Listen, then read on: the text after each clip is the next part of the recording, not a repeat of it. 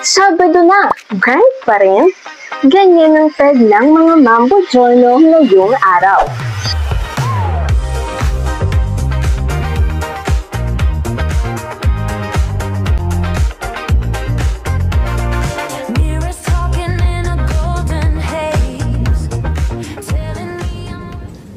Ano nga ba ang kahalagahan ng pagsasanay at bakit nga ito kailangang paglaanan ng oras at panahon?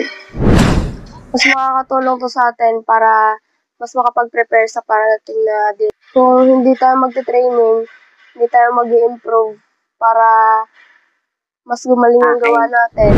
So, ang kahalagahan ng etong ginagawa naming extra day of training, meaning instead of spending our weekend sa bahay na magpahinga, so yung mga bata, ina-ask pa namin ng mga coaches to extend yung training kasi naniniwala kami na yung refinement tsaka yung polishing ng mga outputs mas ma-achieve kapag mag-extend pa kami. So, ang ginagawa namin will really bear yung fruit na inaasam namin, na makuha namin talaga yung aming goal na mag-champion, manalo, makuha yung award. Para sa huling araw ng pagsasanay, muli ako si Guni-Gunita, ang tagapaghabi ng alaala at guni-guni sa bawat salita.